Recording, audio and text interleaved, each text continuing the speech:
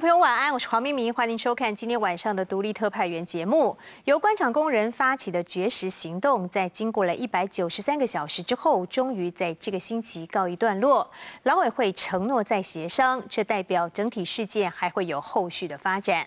其实不止在台湾，今年的5一劳动节，世界各地都有劳工走上街头，包括发生了成衣工厂大楼倒塌事件，造成500多人死亡的孟加拉，有大批劳工发出怒吼，要求改善工作环境的安全。另外，在欧洲的希腊、西班牙这些国家，民众则是抗议失业率飙升。而面对全球性的劳工问题，独立特派员今天要播出一部特别的纪录片《制糖季节》，它是叙述发生在2004年菲律宾一个大庄园的故事。在这个占地6000多公顷的农场里面，雇用了几千名的佃农，还有工人来种植甘蔗，并且制糖。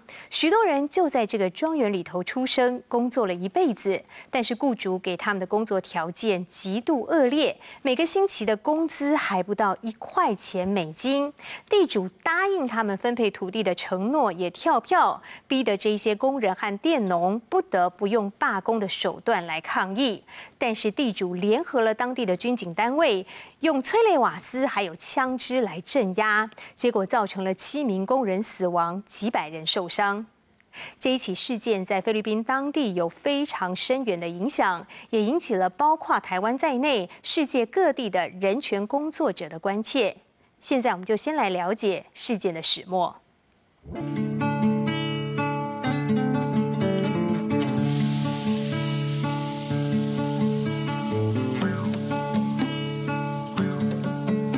Matipuno, malakas ang kanyang larawan. Pagtindig, matatag, prinsipyo'y ipinaglalaban.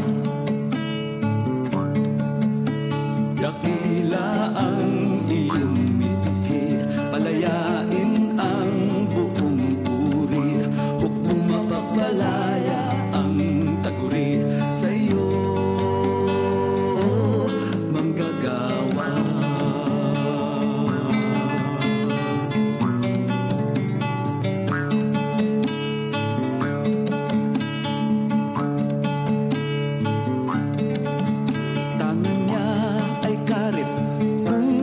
Larawan, buhay niya'y nakasalig sa lupang pinagyayaman. Kaya ang buong salinlahi, ang salud pilit pinapawi, pangunahing puwersa ang taguri sa iyo magsasaka.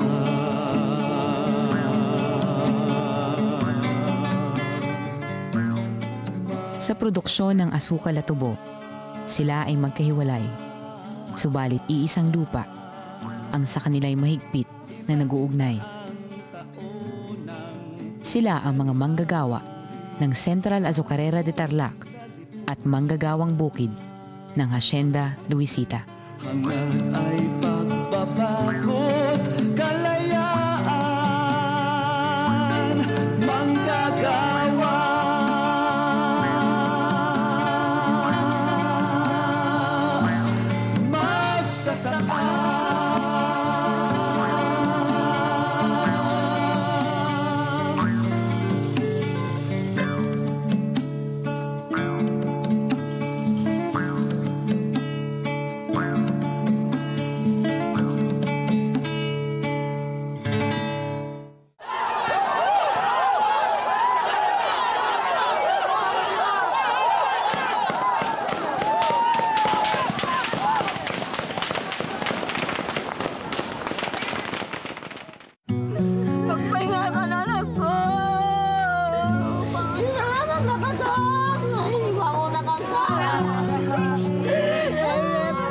Ikalabing-6 ng Nobyembre taong 2004, 7 ang nabuwal sa pagtatanggol ng mga manggagawa, manggagawang bukid at mamamayan ng asyenda sa kanilang picket line.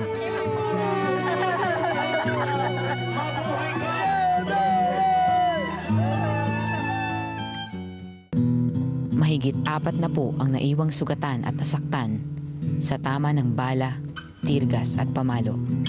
112 ang inaresto. Ano ang nakasalalay upang sila'y buong giting na humarap sa pinagsanib na puwersa ng PNP at AFP? Ano ang kanilang minimithi na dahilan ng kanilang kahandaang magbuwis ng buhay?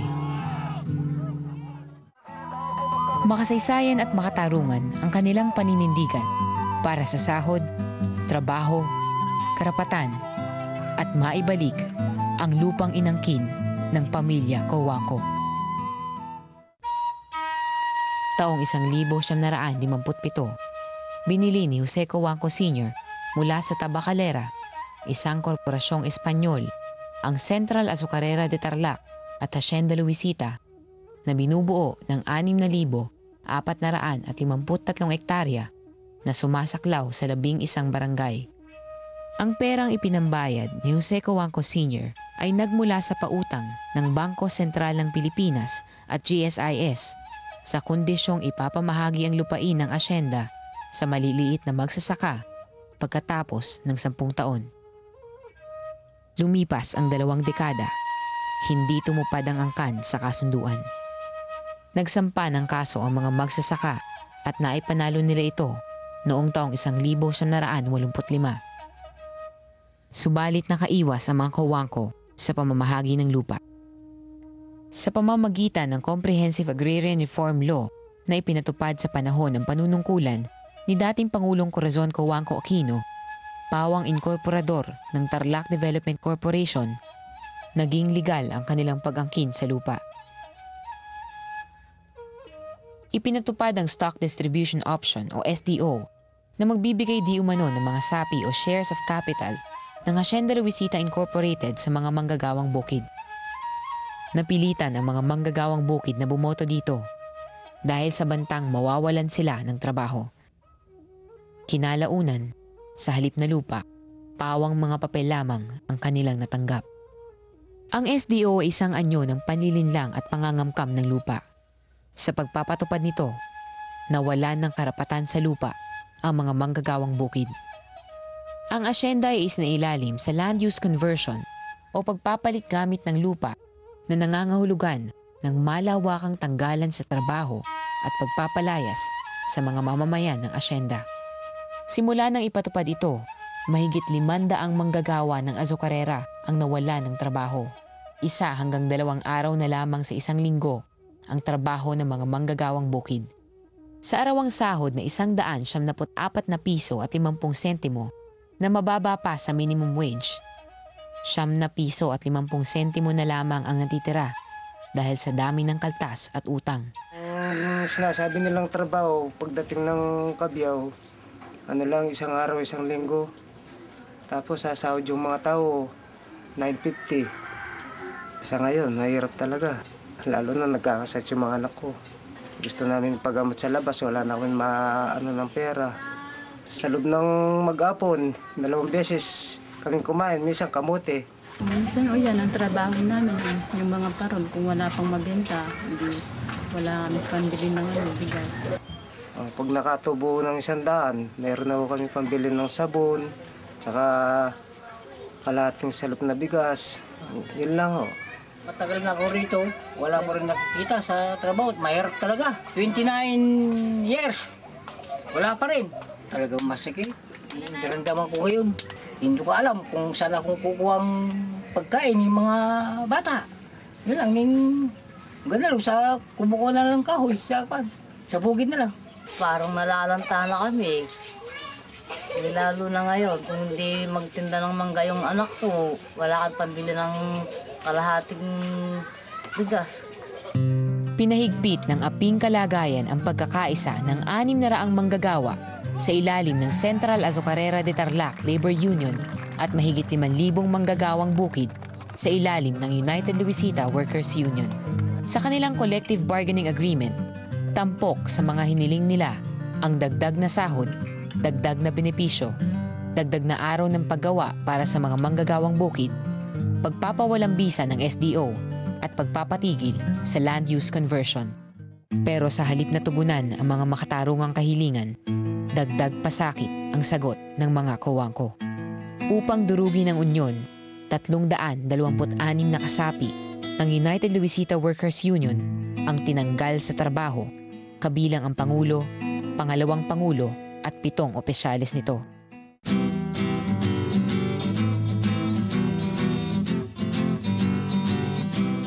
Ika-6 ng Nobyembre taong 2004, sabay na ipinutok ang welga ng Katlu at Ulwu.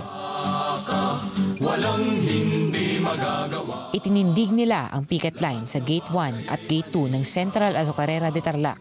Sahod, trabaho at ang karapatan, sinupil ng dayuhan, estado't dilawan, manggagawang nagdusa, mangsamantala. Karahasan ang kagyat na tugon sa kanila.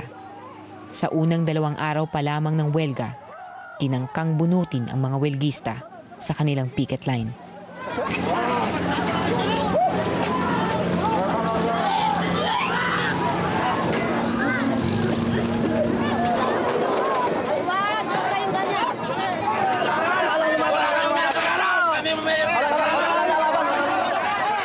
Subalit binigo ito ng pagkakaisa ng mga manggagawa at manggagawang bukid. Walang hindi magagawa, gagawa pa kaya'y malilikha. Mapagpasya nilang naparalisa ang operasyon ng Azucarera at Hacienda. Pinatunayan ng welga na ang mga manggagawa at magsasaka ang tunay na may kontrol sa produksyon. Sila ang lumilikha ng yamang ipinagkakait sa kanila ng mga kawangko.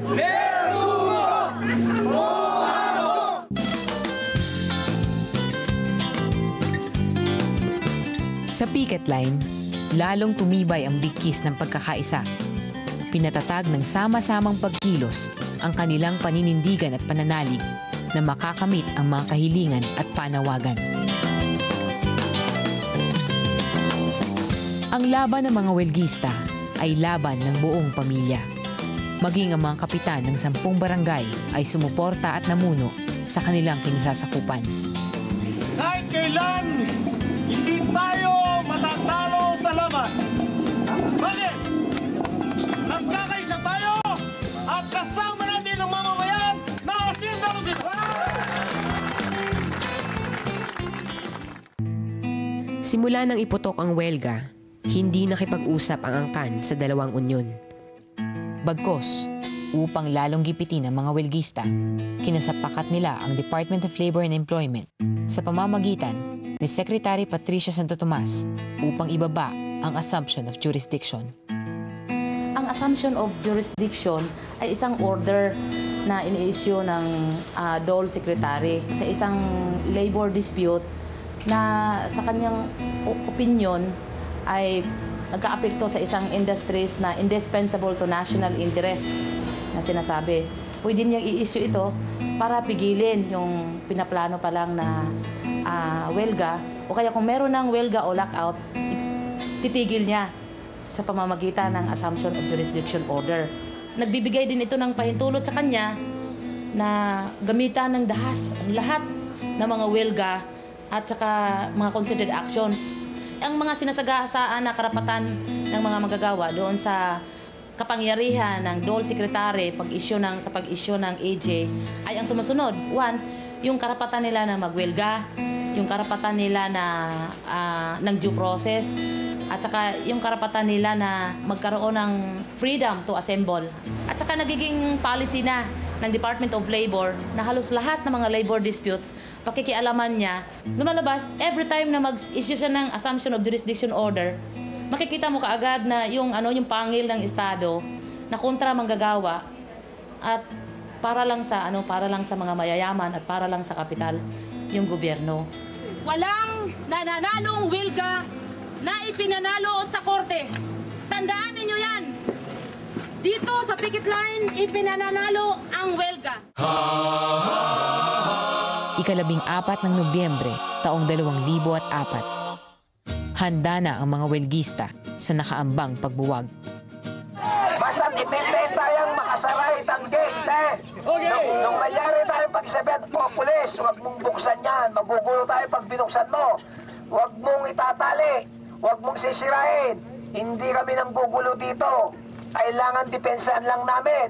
Kung makulit ka, ikaw ang bahala. Iwasan natin magkasakit hanggat maaari. Nung sakali, tinira na katang bumbero at ing totoke, tirgas. Ating kayong basa na mabasa para itang tirgas sa ita, iyagis siyang pasibayo karela. Makahanda tayo po! So mag-relax tayo po, uling malapit na po ing kakatamong panayan. Dahil hintay natin ang pinakamalaki.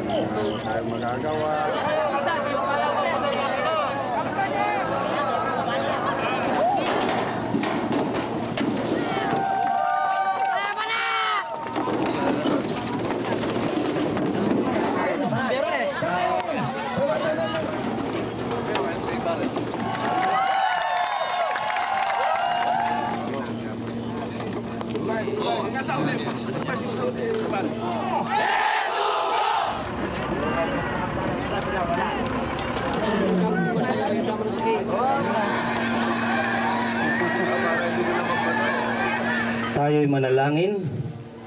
O Diyos ng kasaysayan, Diyos na nakikipagdigma, kami ay naririto ngayon upang hilingin sa iyo ang lakas at tibay ng loob upang aming maharap ang anumang sakuna na aming maaring danasin sa Gigit-gitan sa tulkan, tulangan lang sa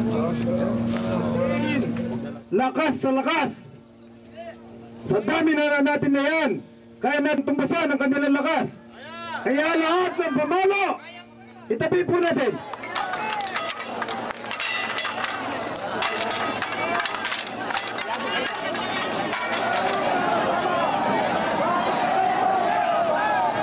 Rating na natin ito ang inyong tayo.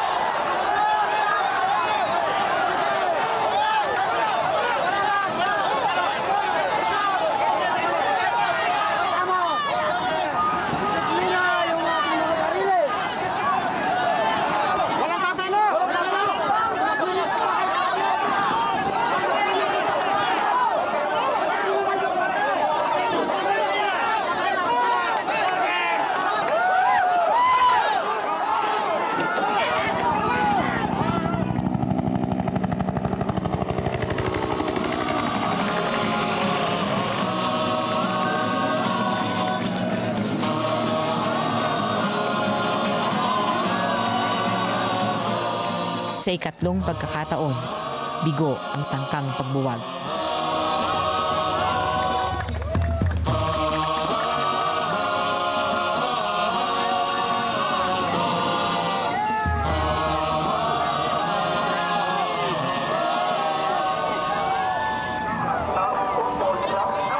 Dumagsa sa asyenda ang libu-libong taga-suporta mula sa iba't ibang sektor. Hindi dapat umatras sa labang ito dahil ang labang ito ay makatarungan at makatuwiran. Saan kayo nakakita ng kumpanya? Stockholder, 950 lang ang sweldo? 9.50 isang araw habang 38 milyong piso ang halaga ng isang kabayo ni Mikey Cuangco. 13 milyong piso ang kita ng Central Azucarera de Tarlac sa panahon ng Kabyawan Samantalang gutom at hirap ang tinatamasa ng mga manggagawa at manggagawang bukid. Ika-16 ng Nobyembre taong 2004, nakipag-usap ang angkan sa pamamagitan ni Jose Piping Cojuangco Jr. sa mga lider ng Katlu at Ulu sa Makati. Pero tuso ang mga Cojuangco. Batid nilang walang mapapala ang dalawang unyon sa negosasyon. Pagtalikod pa lamang ng mga lider sa bigong negosasyon, dumagsa sa asyenda ang 10 truck ng mga sundalo at pulis at 2 APC.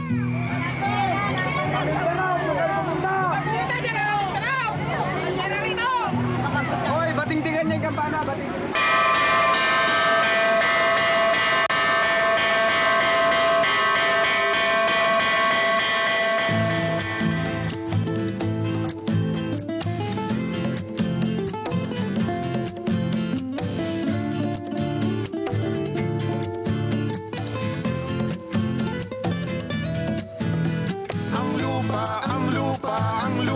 ang dahilan. Habang ilan ang nagmamayari, may himagsikan. Ang lupa ang dahilan. Bandang 3:00 ng hapon, nasa Gate 1 na ng Azucarera ang pinagsanib na puwersa ng pulis at militar.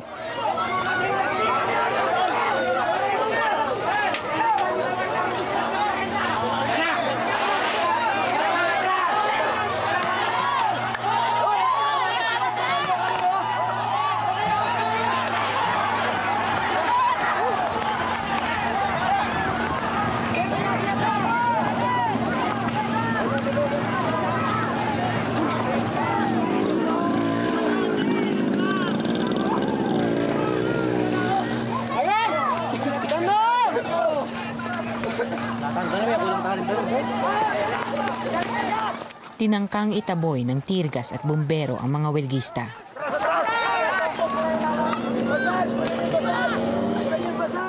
Pero ito'y kanilang napangibabawan. Tapan niya po ka! Dalita na po rin! Magdalata na ang bato! Maura na tamo pa to! Talaga po rin!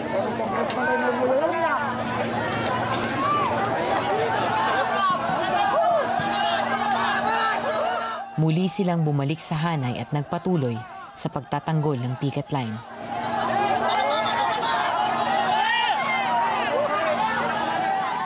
Tinuruan ng karahasan ng mga pulis at militar ang mga welgista ng mga paraan upang dumipensa.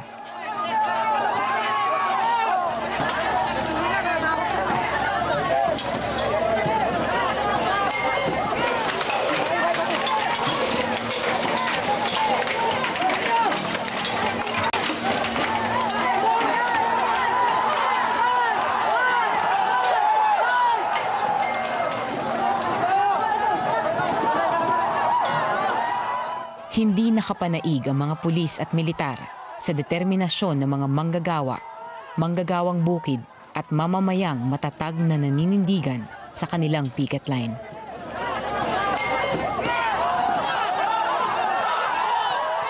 Subalit sa desperasyon ng mga Cojuangco at mga kasapakat na pulis at militar na buwagin ang picket line, ito ang sumunod na pangyayari.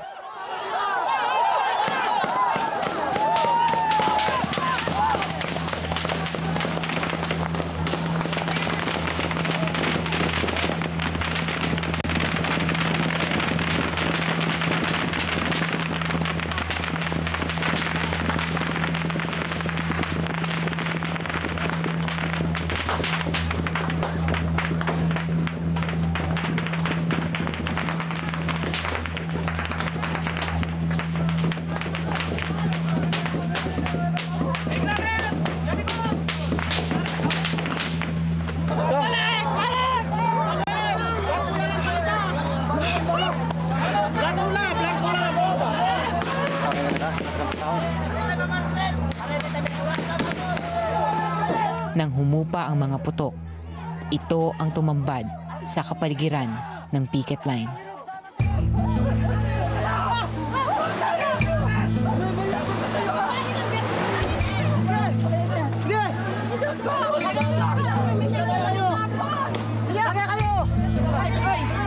tama? Tama yan? Oo.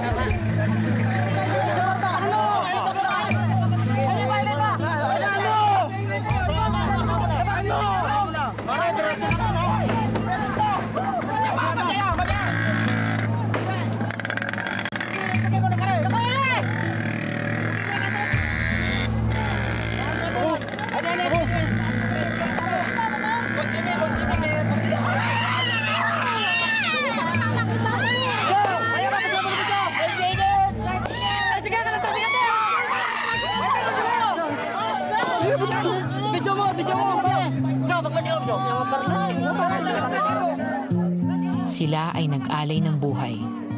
Hanggang sa pinakahuling hininga, sila'y yumakap sa lupang kanilang ipinaglalaban. Wala pong putok na nanggaling sa hanay ng CDN. Ang putok ay nanggaling doon sa likuran ng hanay ng mga nag-i-strike. Itinuturo ng mga patak ng dugo ang mga salarin. Sino ang may interes sa pagkabuwag ng picket line at makikinabang sa pagkadurog ng unyon? Hindi na bago ang masaker sa angkang ito. Ika-22 ng Enero, taong 1987, 13 magsasaka ang pinaslang sa Mendiola ng mga pulis at militar, kung saan si Cory ang Commander-in-Chief. Sino ang nagbaba ng Assumption of Jurisdiction na dahilan ng pagpapakawala ni Northern Luzon Command Director General De La Torre at Police Superintendent Sunglao ng malaking puwersa ng pulis at militar at naging legal na batayan ng masaker? Sino ang kapangyarihang nasa likod ng Department of Labor and Employment, PNP at AFP? Under the principle na yung Secretary of Labor nga alter ego ng Presidente, lahat na ginagawa ng Dole Secretary ay may go signal sa sa Malacanang. Nanong gagawan ka kaya katamo, mangbuboge, karela. Kunting sahod lang ang hindi pa binigay. Hindi na dapat magtagal dito si Pat Santo Tomas sa departamento ito dahil hindi niya siniresolba ang mga hinaing ng mga manggagawa, bagkos ay siya pa ang nag-uutos at nagbibigay ng tsapa sa mga pulis at militar upang patayin ang mga manggagawa. Ang mga biktima ang inaakusahang may sala upang mapagtakpan ng mga salarin ng kanilang krimen. Una nang giniit ng dispersal unit ng mga welkistang namaril, patunay daw ang isang M16, isang carbine at isang kalibre 38 baril na nakumpiska sa mga ito. Ngunit walang kurap na isnalaysay ng mga pangyayari ang sadyang pagpaslang sa mga mamamayan na ang tanging sandata ay lehitimong karapatan.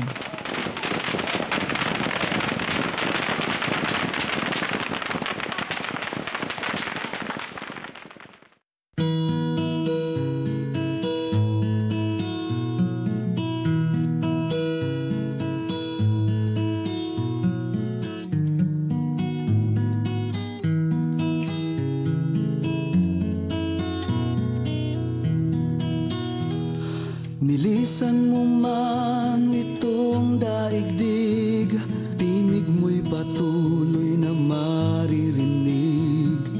Lulan ng mga himig mong alay, nalipos ng pag-ibig. Pag-ibig sa bayang sa'yo'y nagluwal, at sa manggagawang labis mong minahal. Tulad mo ay di malilimot habang kami ay narito. Marami pang dapat imulat kasama, lipunay puno ng problema. Sa paghinto ng tibok ng puso mo, kami ang magpapatuloy. Marami pang dapat imulat kasama, lipunay puno ng problema. Sa paghinto ng tibok ng puso mo, kami ang magpapatuloy. Nilisan mo man itong daigdig, tinig mo'y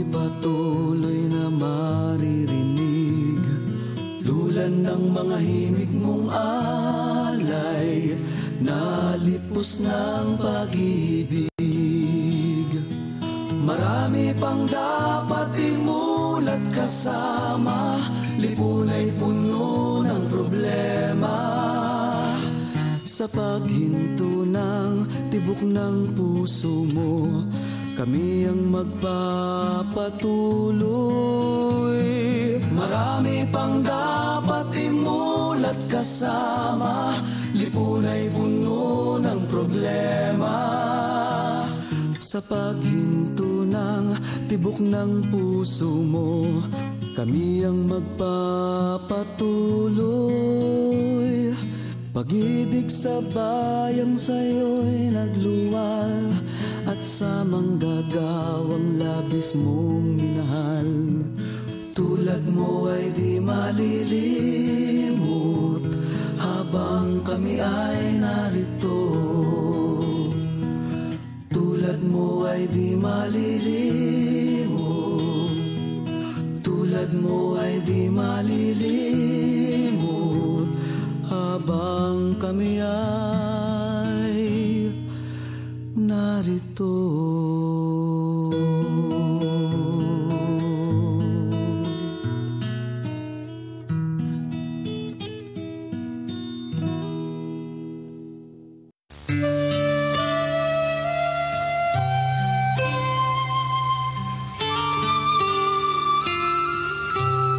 Muling ipinakita ng pait ng trahedyang ito na kailanman ay hindi magtatagpo ang kapakanan ng mga api at mga nangaapi.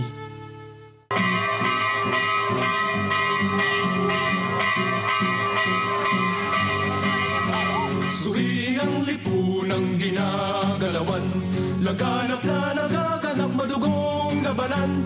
Sa pagitan ng kapitalista at manggagawa, uring magsasakat, Panginoong may lupa. Walang ibang masasandigan ang mga alipin ng mga poong may kapital at ng mga may sakmal sa lupa, kundi ang kanilang mahigpit na pagkakaisa at sama-samang pagkilos. Ito ang pinatunayan ng mga manggagawa ng Central Azucarera de Tarlac at manggagawang bukid ng Hacienda Luisita. Walang anumang puwersa ng karahasan ang makapipigil sa kanilang determinasyong humakbang para kamtin ang makatwirang kahilingan at lehitimong karapatan. May tunggalian ang uri sa politika, may tunggalian ang uri sa ekonomiya.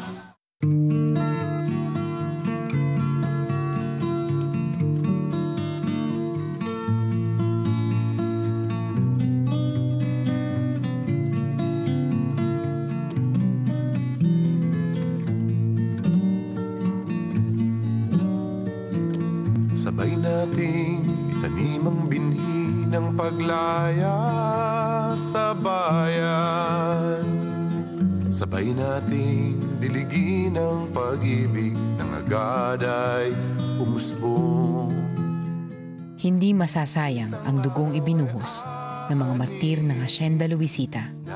Mananalaytay ito sa bawat isang bayani ng paggawa at lupa na handang magpakasakit at mag-alay ng buhay upang makamit ang tamis ng tagumpay. Sabay nating itanim ang binhi ng katarungan sa bayan. Sabay nating diligin ang pag-ibig ng agad ay umusbong. Isang araw ay aanihin natin ang tagumpay at sabay nating tatamasahin ang mapayapang buhay. Kaya't huwag kang titigil at susuko sa pagpunla at paghahasik ng kalayaan. Ang ating pagkakaisa'y patibayin.